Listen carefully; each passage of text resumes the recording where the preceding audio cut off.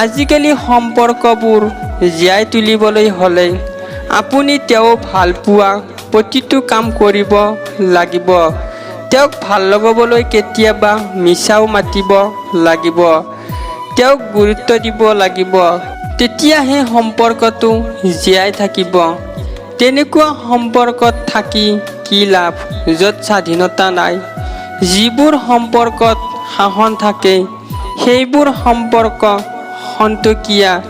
ইজনে সিজনক সাহস প্ৰেৰণা হ'বলৈ শিকক। দেখিব ভালপোৱাবোৰ নিজেই বাঢ়ি আহিছে। আমাৰ সম্পৰ্কটোৰ ৰছীডাল মই ধৰি ৰাখিছোঁ বাবে আজি হয়তো আছে। মই এৰি দিলেই কেতিয়াবাই ছিগি গ'ল হয়। কাৰোবাৰ জীৱনত দুদিনৰ বাবে আহি বহুত বেছি মৰম দেখুৱাই সপোন দেখুৱাই আঁতৰি নাযাবা।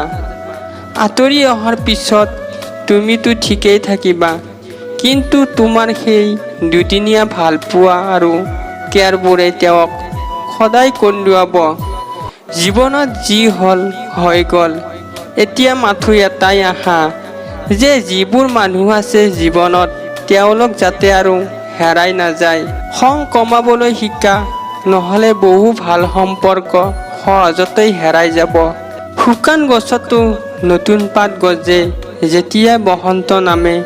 ৰঙীন জীৱনো পূৰ্ণতা লাভ কৰে যেতিয়া সঠিক কোনোবাই তোমাৰ হাতত ধৰে। প্ৰথম দ্বিতীয় প্ৰেম বুলি কোনো কথা নাই।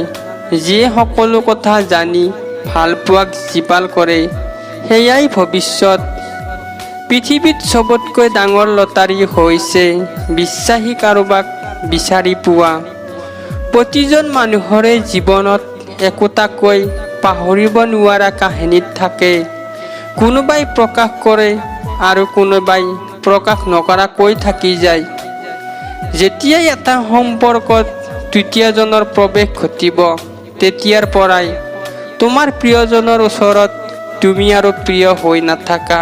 কাৰোবাৰ সুন্দৰ জীৱনটো খেলিমেলি কৰি দিয়াটোৱেই প্ৰতাৰণা, আৰু কাৰোবাৰ খেলিমেলি জীৱনটো সুন্দৰভাৱে গঢ়ি দিয়াটোৱে হ'ল ভালপোৱা।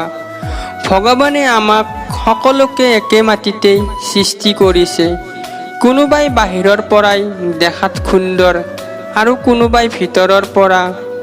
মনৰ কথাবোৰ লুকুৱাই থ'ব পৰাকৈ জীৱনটো ইমান বিশাল নহয়।